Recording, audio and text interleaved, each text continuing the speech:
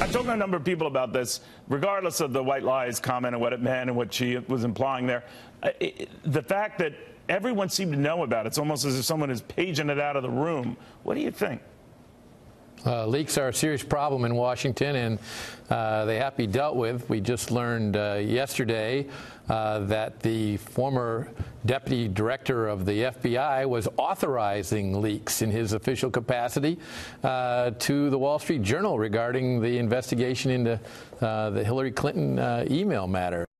All right, that was the Republican Congressman Bob Goodlatte from Virginia speaking to Neil there. The Justice Department Inspector General is set to issue a report on FBI leaks. The submitted reports, a former deputy director who is being referred to, Andy McCabe, will be criticized for allowing all the leaks. From Axios, Senator-in-Chief Nick Johnston joins us now.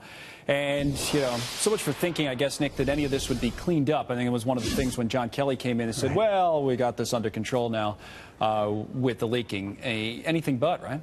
No, absolutely. I mean, a congressman can't be shocked that there's a lot of leaking in Congress and all over Washington. I think one thing to note about the McCabe report is that it is expected the Inspector General will say that he behaved inappropriately. But his position in the Justice Department was someone who could authorize certain kinds of releases of information. And I think when the Inspector General is going to come back and say, according to some reporting from other organizations, that he went too far in that and he disclosed some information that he shouldn't have. What is the line on that, just generally speaking, in terms of what you can put out and what you can? Right, exactly. The Justice Department would certainly allow you to correct what reporters say to make sure they don't put out an incomplete or an incorrect report, but you can't disclose additional information. And what it appears that the IG will probably say is that McCabe and his authorization went too far in explaining and in disclosing things that the reporters didn't already know. But we'll have to wait for the final report sort of to get all the details. Now, the first part of that clip that we played with Neil and the congressman was in reference to the Hope Hicks, the white lies and those leaks, which I guess we can start to guess where those might have come from. But there are going to be leaks from congressional committees, and there have been for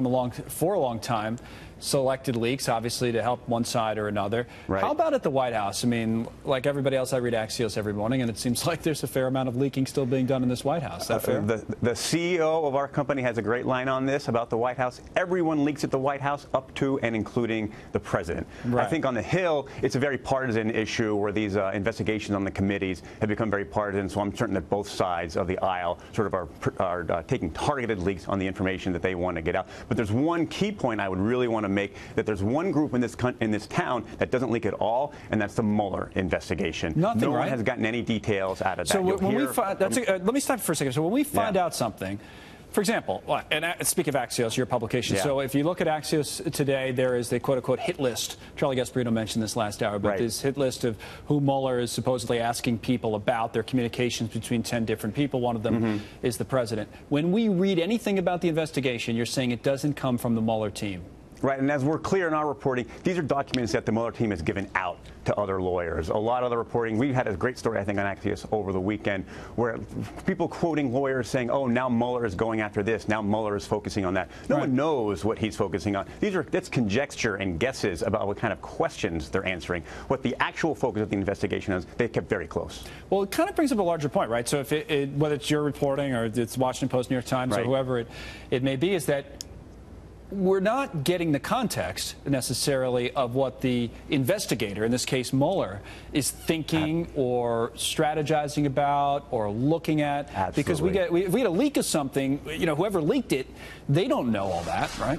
Right. That was the key point we made on Saturday, is that see all these stories? That's very interesting. It's coming from the lawyers, but only Mueller and his close team of lawyers know exactly what they're zeroing in on. And remember that the remit he was given was to focus on election interference and other items. He can follow whatever strain he wants, and we won't know the real answer until he decides to tell us. So this idea that something really could come out of nowhere, maybe there's something to that in the Mueller investigation. Is that fair? I mean, I guess I was in Washington when the Russian indictments broke, and maybe it shouldn't have been a surprise that that he indicted 13 Russians, but the fact that when he announced it, when he did it, who they were, what they were doing, a lot of that I mean, that was gripping stuff to read through that, because we were surprised, right? A little bit. Right.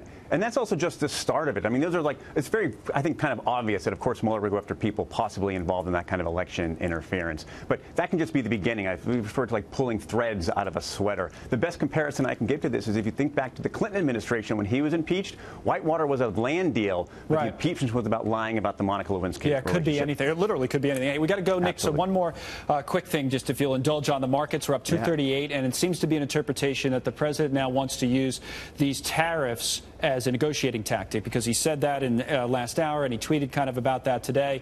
You know, we asked Peter Navarro about that, the White House trade advisor, and he says, no, this has nothing to do with negotiating NAFTA. What's really going on inside right now? Do you know, with trade in the White House? Titanic battle going on between the globalists and the nationalists about traditional Republicans who are in favor of free trade and people like Navarro who are much more America first nationalists. Trump, at his heart, for his entire career, has been much more aligned with the nationalists than the globalists. Did Cohen or one of these, well, as you say, globalists, did somebody get to him over the weekend, though? Or?